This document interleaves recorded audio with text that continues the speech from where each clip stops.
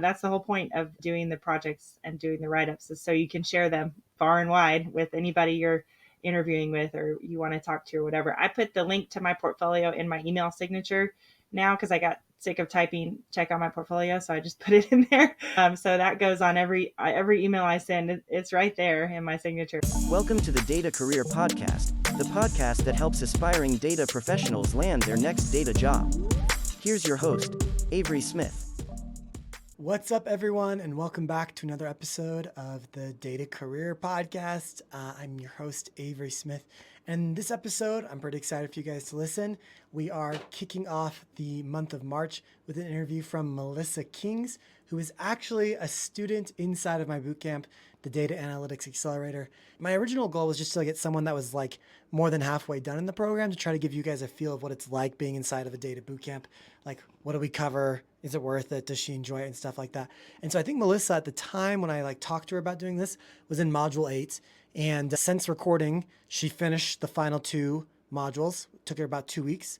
And then she had 2 job offers as well. So this kind of turned into more about how Melissa went from being a teacher to landing some job offers. But that was not my original intent. So it's kind of a hybrid episode of like Melissa's story of a transitioning teacher to landing job offers, combined with what's it like being inside of a data bootcamp. So it's kind of both of those.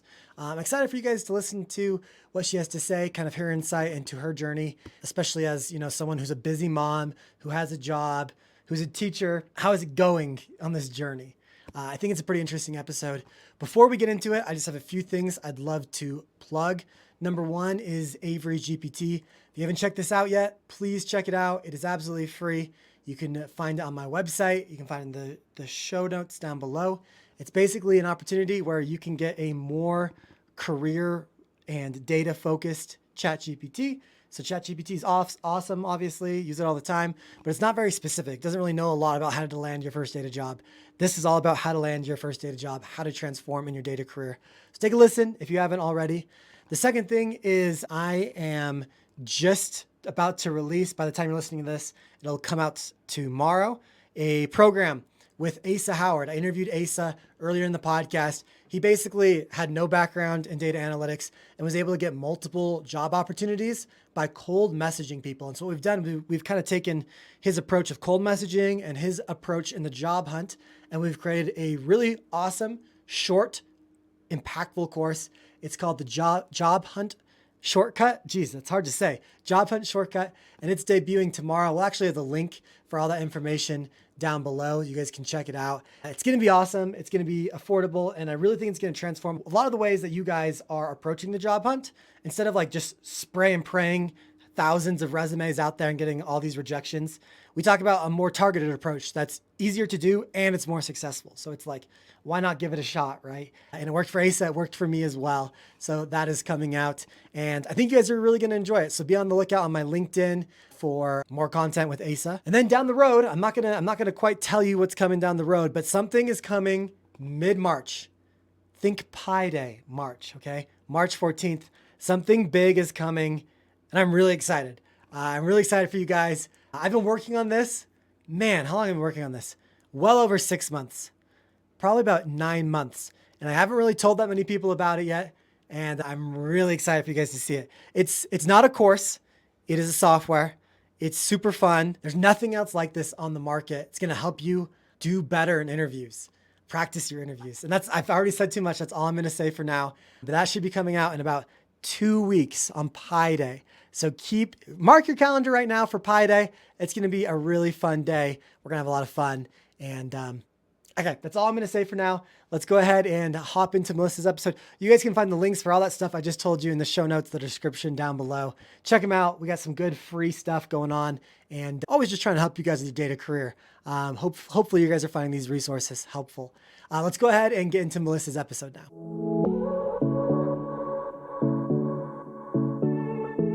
Welcome back to another episode of the Data Career Podcast. I'm here with Melissa Kings, one of the students inside of my bootcamp, the Data Analytics Accelerator. Melissa, thanks for joining us on the Data Career Podcast. Yeah, thanks for having me. I'm glad to be here. Yeah, we're stoked for you to be here and kind of give us an insider perspective of what it's like to be a student inside of the Data Analytics Accelerator. But let's start a little bit about who you are. So you're a transitioning teacher, is that correct? Yes, still kind of teaching virtually just to kind of bridge the gap till my next career opens up. Okay, we'll talk about the potential openings that might be coming from that career. But give us a little background about like what you've maybe taught in the past, what your education is, and so forth. Yeah, so my research that I did kind of opened my eyes to math, elementary math, and there weren't any openings at the time. So I did pre K and then I taught fifth grade where I got to dive more into math. And then there was an opening for seventh and eighth grade math. So then I was just doing math all day and it was great. And I really liked that, using my brain in that way. So, and learning new things. So that's what I had taught. I had been in the classroom for 10 years and then honestly, after the birth of my son, after my daughter was born, it was COVID. So we were kind of just trying to make it. But after the birth of my son, I realized that I needed something where I could work remote and be more plugged into my family. And that's what led me down this path to discover what was out there for math teachers with kind of one skill set, where what other areas would need that specific skill set, and then also what skills I could learn along the way through your program and things like that. So I'd been teaching and then wanted to see what else was out there. Makes sense. Okay, so you're teaching math. You have two kids. Is that how many kids you have? Yep. Okay, two kids, awesome. And you're like, hey, I want to be at home more with them. I want to see them more often. Teachers have such long work weeks. My mom's a teacher, and like she like she's like, Avery, call me back when it's like Saturday night after 5. That's when I can talk to you. That's Right. like that's like my that's when I can finally clock out. I mean, she's not even clocked in. It's like all salary, right? She's just Yeah. working Yeah. because for whatever reason she wants to help kids. I mean, that's a great reason. But you're It like, was hard. I want to And help my own kids, right? yeah. That's what you're kind of thinking. Right. Yeah. And the commute and everything, I live about 30 minutes from the school I was working at, and then daycare's 10 minutes in the opposite direction. So the commute was just, it was too much. Something had to give, and it ended up me looking for new work. Okay, well, I don't think you're to blame there. And you said you kind of mentioned earlier you're thinking data because it could be remote, but also you have like all this math that you've used in the past, and maybe that's the place where you can kind of do both those things. Yes, absolutely. I just had an interview a little while ago where I was talking about just the idea of like linear regressions, how I taught like the very beginning of linear regression in seventh and eighth grade.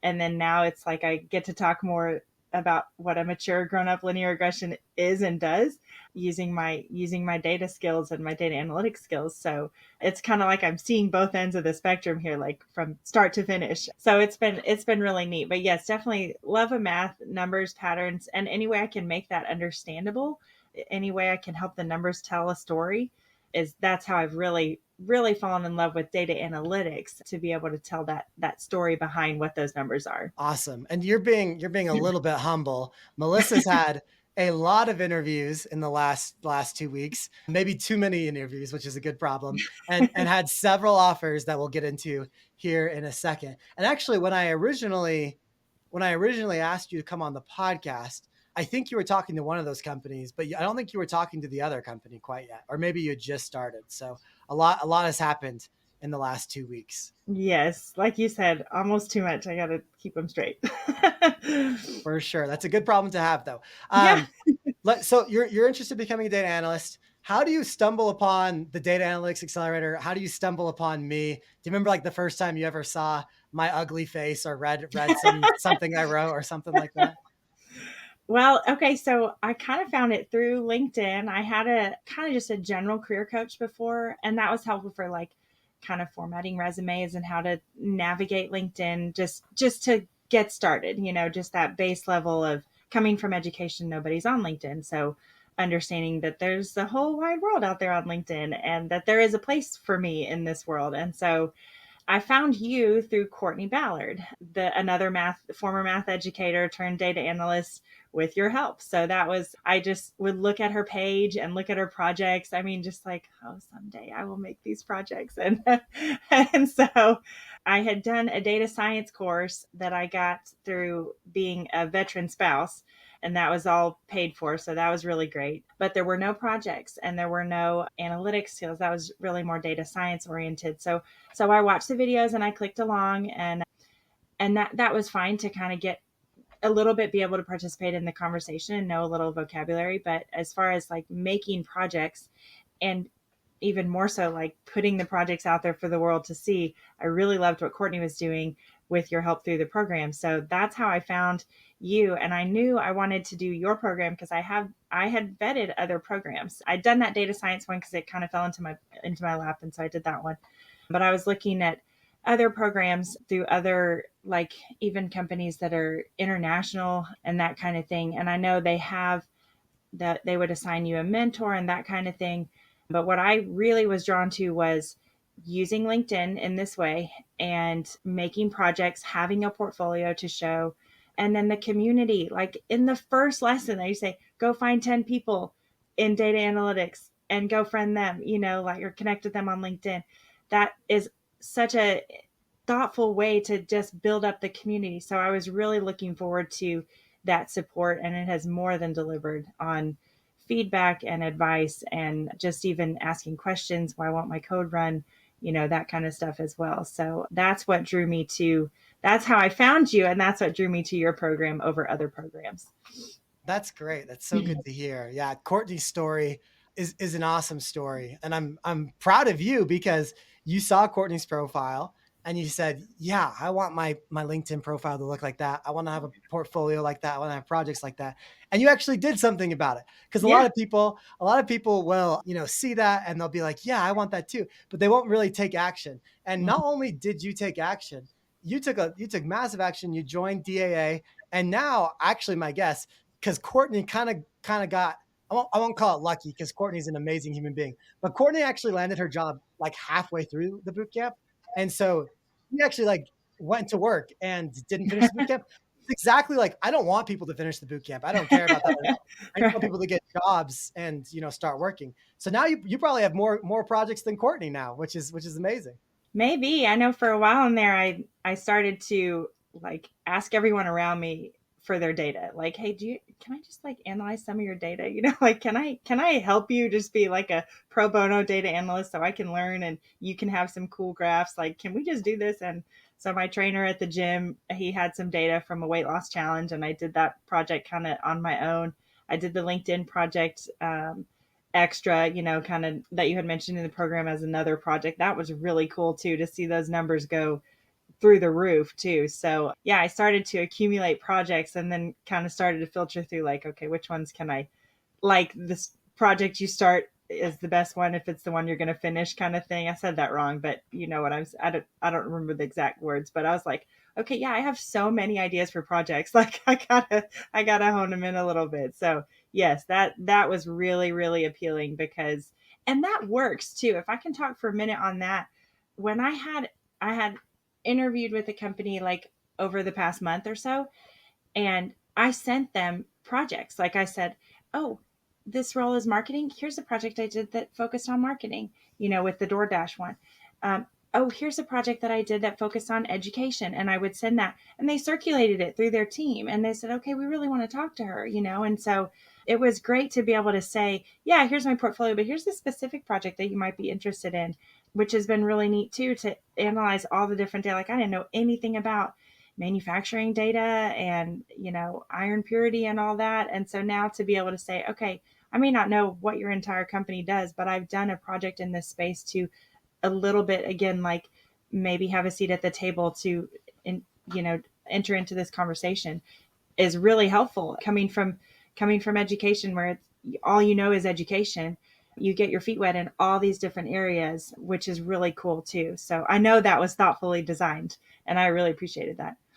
Good. I'm so glad to hear that. Yeah, for those of you who weren't aware, one of the things we do in the Data Analytics Accelerator is it's about like 8 different projects, and those 8 different projects span 8 different industries. So you can do what Melissa says, and let's break down what you said, because a lot of people that go through the program, actually, they'll create the project. So we start with a marketing project, and then we actually do an education project, since I work with a lot of transitioning teachers. And then we do a finance and a healthcare project, a sports project, stuff like that. But a lot of people just do the projects. And what you do is kind of what we talk about the second half of the program, or really the second half of my whole method, the SPN method, is you network. So one of the things I love that you just said is you took these projects that you created and you're like, oh, this is a marketing company that has an opening. I'm going to reach out to them. I'm going to show them my marketing project and they're going to like me. And what you're saying, it sounded like, because you said it led to an interview. Is that right? It Yes. worked? Yes, it does. Yes, absolutely it does. Yeah. And it did. And then yes, with the education one as well, I said, well, here's my education data. And they said, oh, okay. It already gets you in their mind of thinking that you can help fill this role or fill this void in their company because you've already done it, at least with some other data, because there would be no reason for you to have access to their data. But with the data that you do have access to, what have you done with it? And so that was, yeah, super empowering to be able to say, oh, I can have this conversation with you. What you're doing is being proactive, which is really powerful for employers, because that's one of the best traits that an employee can have. Recently, one was for actually a position inside of my company, Data Career Jumpstart, and the other one was for some handyman jobs that I had. So I was looking to hire someone to like finish some stuff at my house, right? And this person would not stop messaging me. They would not stop. Like, they basically were like, hey, I'm coming over today. Ready? Here I come. And I finally was like, all right, well, you're hired because you're already here. Right.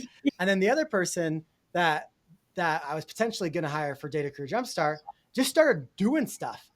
They just started like actually like solving problems that I had in my business. And I was like, all right, well, fine. I'm just going to pay you because you're already doing it. So I think that's kind of what you did. You also did something really interesting recently, which is something that we talk about in the boot camp, which is you saw a job opening. I'm going to try to leave this company in person anonymous so we don't flood their DMs. But you saw a job opening at a company. You saw that I had a connection to someone at that job company. You reached out to that person and said, hey, I'm in Avery's boot camp. I saw you're connected. I saw this job opening. I think it's maybe a marketing role. So here's a marketing project I've done in the past. And he actually took your resume and showed it to the hiring manager, right? I think so. Yeah, because I He think he did. connected us in email, and then because there weren't any openings at his current company, or the position I applied for was not remote, so I knew it was a long shot. But I saw your connection. I thought, okay, maybe we can work this out. But yes, then he said, hey, you should look at this other company. So yeah, what happened was he showed your resume to the hiring manager. It was like, hey, what do we think about this girl? Yeah, and because you were not in Utah, you weren't really eligible for this role, Right. unfortunately. And so he's like, yeah, nah, sorry, not a good fit. And also that job might have been a little senior. You probably could have gotten it. You might have been considered for an interview in Utah, and then you could have earned it with the interview.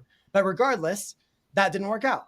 But the cool thing is when you're networking is it opens up all sorts of doors. So this person was actually like, well, actually, maybe you should look at this company. They hire more remotely. It's a little bit more an entry level position, maybe. And so now you actually have an offer for an entry level position, data position, because of this networking. Yes, because of the networking and because of able to find I think it was in the networking module that I was in, and I was doing those strategies like find a company or find one of your connections, and you were very helpful to say, if I'm connected with them, I'll connect you, and so yeah, so yes, that networking piece is so valuable. It's really like literally half, if not half, maybe a third of the battle, which I feel like when I was getting my education, both as a chemical engineer and then when I got a master's degree in data, I was like, man, there's not actually a whole lot of networking.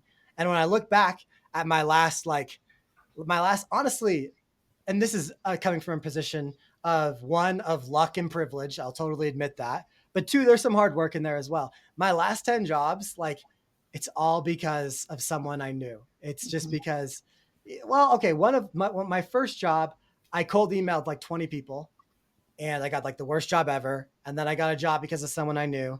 And then I got a job because of someone I knew. And then I got a job because of someone I knew. And then I got a job because it's like all about who you know, but you have to put yourself in the right spot. Cause it's like, you're not necessarily getting this offer because of someone you knew, because you didn't even know this person, but you Right. got to know this person by reaching out, saying the right things, and at least, opening the door in this case, Right, exactly. Yep, that's exactly how it worked. which is awesome. Congrats on that. I do want to ask you, you mentioned that like there's like the networking aspect of the program. Where, for the people listening, where are you at in the program? Are you done at the beginning, in the middle? I'm like 99% done, just working on my capstone project, trying to figure out that, which we'll talk about in a minute. But yeah, I've done all the modules, and done the write-ups. That, for those of you in the program or considering the program, it is so fun to go through the modules, and then you have to do the write-ups. Was that sarcasm, or did you actually think it's fun to do the No, write-ups? I like it. I mean, because the modules are great. Like, you're clicking along, you're doing. I mean, that's how I am. Like, I love mark complete, mark complete. That's great. Like, that just really, you know, makes me feel really productive. So then, but then you got to do the write up. So it's like, you got to go back through it again and, do your write up along the way, but really sticking to that format. And even if, like, there was one that I was like, I don't have it in me to actually type a write up for this one. And I had done several typed LinkedIn articles, how you tell us how to do. And so I said, I'm going to do a video write up for this one. And so that was easier for me to handle on that. It was the MBA one, which nobody should talk to me about the MBA at all, but I was able to share my analytics insight on that one through a video because I didn't have the capacity to actually type it. Although some people might feel the other way around, like, oh, I can knock out an article and videos scare me or whatever. But anyways, the different formats of the write-ups were good too, because and the template that you gave us to follow to do the write-ups was very helpful. So, but that always seemed to be like, I'd get it done and I'm so glad to have it done, and then I got to do the write up. But then it's like you get the feedback and kind of the adrenaline of posting it on LinkedIn and all the replies and everything. And so it all kind of comes full circle there. And once you do that write up, it just feels so good to be able to post it on LinkedIn and share it. That's the whole point of doing the projects and doing the write ups, is so you can share them far and wide with anybody you're interviewing with or you want to talk to or whatever. I put the link to my portfolio in my email signature now because I got sick of typing check out my portfolio, so I just put it in there. So that goes on every email I send. It's right there in my signature if they want to look at it. So anyways, yeah, the write-ups were like the necessary evil at the end, but then once you do them and post them, it's all worth it. I love that because, yeah, like Melissa said, we have basically like 10 different modules. Each module has a different project with a different industry you're focused on, with a different skill set. So it goes, I think, Excel, Tableau, SQL, Tableau, Python, R, like Power BI capstone project. And so you've done all of those now. So you've collected all of your badges. We give out badges for each one. But more importantly, you've published a project for each one. And yeah, one I of the might things be I a like to little say, behind posting the badges, but I've done the hey, projects. that's okay. The badges, the interesting thing about the badges, and is that they're really just for you. Really, at the end of the day, it's just like a fun. I grew up playing Pokemon, and I love, like, in Pokemon, you collect badges, and it's Yeah. like really, it's like the gamification of it all. Because a badge or a certificate is great, but it doesn't actually really show anything. And I think what you've kind of found by cold messaging these recruiters and these hiring managers is, okay, great, certificates, great, badges, great, but like, can you actually prove it? And that's what this portfolio has done. And I love that you stick it in your email signature. I know when I was looking for a job, I got so sick of like finding it, the link, copying and pasting it, that I actually made a shortcut on my iPhone. Whenever I type out PORT, it would automatically transfer to my Oh, full nice. URL. Yeah, but I've never taken it off. So like, I haven't shared my personal portfolio in years now. But whenever I type out portfolio, I have to like go delete my URL and just type out the word portfolio. So I should Yeah. probably change that now, huh? Yeah, that's awesome. Yeah. Also, one of the things you mentioned was like there's networking modules. So that's one of the things that I think makes DAA different. And I think you mentioned that earlier. What else do you feel like has made DAA different compared to maybe other programs or education things you've been in the past? Kind of like I mentioned earlier, the community, because right now when we're in the Heartbeat program, we've got it all organized, and then even the private messaging too, which is a great way to get a hold of you, to ask you questions or that kind of thing, and get feedback too. Like, because in the modules you can comment on there too, but in the Heartbeat, in the Heartbeat chat or whatever the questions are, there's so much support. I mean, ranging from all kinds of things, like what to say in an interview, or I'm scared to apply for my first job. Like, I put that in there. I was like, I'm scared to apply for my first job with all this stuff on there because I haven't gotten to the Python module. And I remember you said, and everybody else said, just do it. Just put it on there. You're going to learn it. And it's buying the passport right before you go on the trip, is putting the Python in your resume before you learn it. I don't know why I'm picking on Python, but maybe because it's the last one. But I'm like, I don't know, because it came to that point in the program where it was like, okay, you have to actually apply now. And I'm like, well, can I just click along and do all these projects? Like, well, no, you have to actually apply. So it's great to get that support too from the community. And I think just all the different strategies you have for networking too are really interesting. Like going through your phone contacts. I think I got to like the B's or C's and I was like, whoa, this could be really like, this would take me a month, but I did try that for about a week. I would kind of message 2 or 3 people a day and just tell them my whole thing and send them my portfolio link in their phone so they can click on it and look at it, and then at least, if even if they don't respond, they've clicked on it and I'm in their brain to think about some kind of data position in their company or someone else's company, and have me connecting with parents of former students that I taught when I used to give out my cell phone number. I don't do that anymore.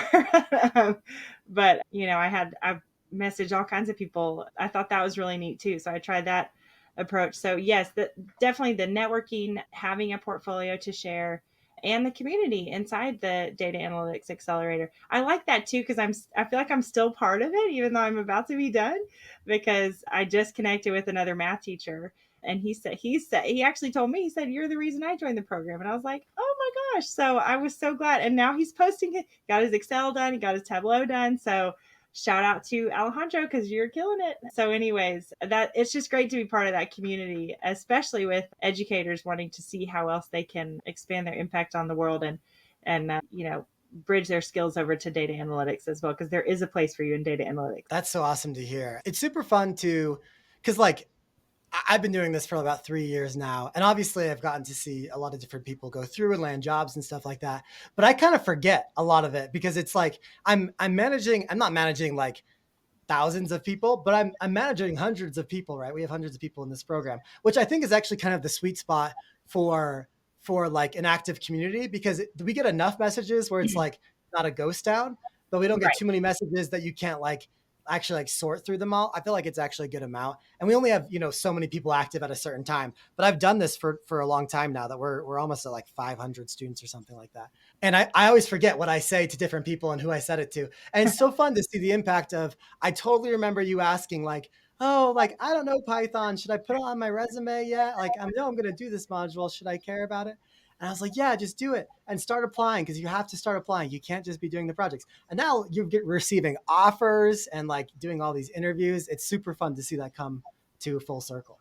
Yeah, thank you. I'm excited. Now I got to sort through this. The Hey, offers, like you said, are not a bad problem to have, but I got not to make sure I make the not a right. bad problem to have at all. And I do think one thing that's unique is we also have like we have like students who are very similar. Like we have a lot of math teachers, we have a lot of people who are in sales, we have a lot of people who are immigrants to the US or to Canada or something like that. We have a few international students as well. But like no really, like there's very few. In fact, like I was thinking about like who's like the most unique in the program, like who has the most unique career.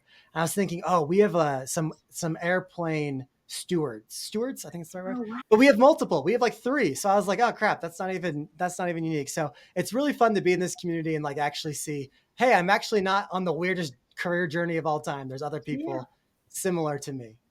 Yes, yeah, and I think that's what's so important too, is like, because I haven't been in the classroom teaching. Like I got this virtual teaching job back in October, but making time for it too. I think that was probably up on the uh, agenda to talk about too. But making the time to talk about it and kind of starting that networking now.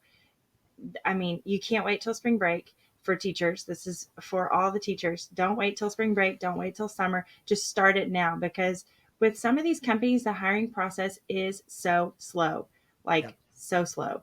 Because you think, I mean, I know when I was started down this journey, I would send an application thinking, oh my gosh, am I ready to start working tomorrow? Like, because I was coming off maternity leave, and I'm like, okay, it so does not work that fast at all, ever, anywhere. So you've got to start networking and applying. Just do it now, because everyone's going to apply over spring break. Everyone's going to be applying over the summer. But if you're hearing this and seeing this now, you need to start, get out there, join Avery's Bootcamp, get on there, start networking now. It's really, really makes a big difference. Yeah, it does. Let's talk about your schedule. So as a working busy mom of two, when did you find time to do this program? Actually, I should look. How long did it take you? Do you know how long it took you?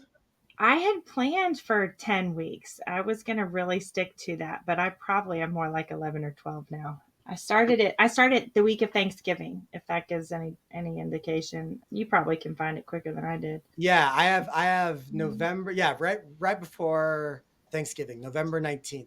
So that's like 2 months. So that's like 8 weeks plus a week there, plus a week of interviewing. So you're like at basically 11 or 12. So that's Mm-hmm. still pretty fast, especially over the holidays. Because Yeah. like Thanksgiving can be like a dead week, like the Christmas week can be a dead week. And at this point you have interviews. So it's or you have offers. So it's like you're pretty much there. So yeah, you're looking 12 weeks, which is actually pretty good. That's like actually pretty good Thanks. pace. Thanks. Yeah, I kind of set in my mind to have a job by February 1. And I had an offer by February 1, but I wasn't able to take that. But yes, I really wanted to. And I know from my schedule too, like, so I teach in the mornings just for a couple hours virtually. And then I would log on, I'd go downstairs and have lunch and I'd come back up and log on. So I was able to, I kind of had a different schedule than where I wasn't in school all day and then trying to work on this at night. But yeah, so I know my situation may be kind of rare for some teachers because I was able to dedicate a lot of time to it each week to really get it done. But even still, like listening to, I would search out things, even if it was out of order. I would search out things that I could listen to while taking my kids to daycare or while taking, doing laundry or like trying to make dinner, whatever it was. Like, because yes, there is a part where you have to dedicate, you got to sit down and learn it. You got to be at your computer learning, typing, figuring it out, redoing it, rewatching segments of videos over and over, whatever it is. Like, you have to dedicate that time. So I want to make sure that's very clear, that there is a time commitment, down, heads down, screen time, that you have to commit to. But there are also components that you can seek out, like this part, the videos explaining things, where you have, especially in the beginning, where you have a lot of those videos just like teaching us, and if you learn auditorily, go right ahead, do your morning jog while listening or whatever it is. So there's different components there. You can always find something to watch so that when you get to that module, you're like, okay, I remember hearing about this, or I remember watching this, and it makes it that much more familiar. So probably makes you work through it quicker once you get there because you've already heard it. So yes, I know I had kind of a rare schedule opportunity to be able to get this done at this pace, but I did still have to focus and sit down and dedicate. And can I give a shout out to the when you're stuck, that like that Oh, that module? lesson. Yes, because that, oh my gosh, I think there was, and I think it was like the first module, the Excel or something, and I forgot a space or something, and I was going nuts. And but you had that like 10-step guide to work through. I talked about that in one of my interviews. I said, what do they do? The question was like, what do you do? Like, how do you approach problem solving or something? I was like, well, actually, I just did this and I was able to use this, especially the rubber duck thing. I went and got one from the bathroom, Oh, that's explained it awesome. to the duck, and I'm like, oh, there it is, So go for a walk with the dog, whatever it is, and then come back and see it more clearly. And then you can find your mistake. But anyway, so no, I loved that. And that was very much a talking point of one of my interviews of like, okay, I'm going to use these resources because like we talked about earlier, they're well thought out. So I'm going to use this strategy to find my error and go through and make those changes, and it may take 2 hours. I may need to come back to it tomorrow, whatever the case is. But anyways, I loved that part. That was very helpful. I'm so glad to hear that. I'm glad you used that. For those of you who aren't in the program, which is most of you guys listening, we have like this lesson about like, if you're stuck, this is like the 10-step process, how to get unstuck. And I'm just glad you used it, Melissa, because I can't even tell you, I'm calling the people out. So many people don't use that lesson. And when they ask me to fix it for them, and I say, okay, I'm going to just go through the 10 steps and try everything. So I hope Yeah. you've already tried those things. So I appreciate you using them. And I also appreciate you calling out that I do make an effort. I realize everyone's busy and I'm trying to do this as fast. I'm trying to help you transfer a career, which is not an easy thing to do, as fast as we can. And so, like, for instance, I created the member only podcast, which is basically a sister podcast to this podcast that's only for the members of the bootcamp that you're supposed to listen to when you're jogging or working out or doing the laundry or taking your kids to school. So I appreciate you, calling that out. But congratulations to you for stick and pace. It's not an easy thing. One of the things that does make DAA different than, for instance, like a master's degree is I let you do it at your own time and your own pace. There's not like a due date for homework assignments, which is awesome for the flexibility, but a lot of people struggle with it because there's nothing really pushing you to do it. So wait to push yourself and get through that. A weekly check-in though, That's and true. on that same note too, when you have people doing that biweekly check-in, especially when you blast it to us, say, hey, check in, it's been 2 weeks, you know, sometimes people are, I mean, mostly everybody's really honest on there and they'll say, you know, the past 2 weeks I've been sick. I haven't gotten anything done, or my kids have been sick, whatever it is there. But it's really nice to be able to post within that community, hey, I got through module 6 and 7, because they'll know what that means, like Yep. they'll know, wow, you must have really worked really hard, and I networked with all these people and my portfolio is coming along. So it's really great to not only share all that like externally on LinkedIn, but be able to kind of say, in that check-in, like, yeah, I'm doing this work, and then you can also see other people that are kind of going at the same pace. I remember there was one person, Aiden Sai, who was right ahead of me the whole Oh time. yeah. So I Uh-huh. got to kind of see, like, oh, okay, this is what's coming up, so that was neat to find somebody just 2 or 3 steps ahead the whole time. I don't know if he's landed a job yet, but I I think don't he has. either. I don't know, but anyways, He's so that was cool to watch him, like, oh, okay, in a couple weeks I'll be doing this, in a couple weeks I'll be doing this, and this is his approach and everything. And so yes, that biweekly check-in helped keep me accountable because I wanted to have something to put in there other than, oh, I haven't done anything, so anyways, but yes, it does have that flexibility component as well. which is great. Well, Melissa, thank you so much for giving an insight of what it's like to be inside the Data Analytics Accelerator. I so appreciate it. Yeah, thank you. I love it. I mean, anybody interested in this path, you just do it. Just take that leap. It's going to be new, uncomfortable territory, but that's how you grow. And if there's any teachers out there, I know that you say the same thing to your students. So now you get to be the student. So just do it. Just join the group. Hey, we'd be glad to have you. Melissa, thanks for being here. All right. Thank you.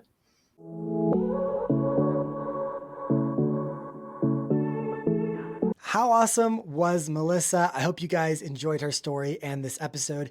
If you want to learn more about the Data Analytics Accelerator, please check the show notes down below to check out the website as well as the webinar.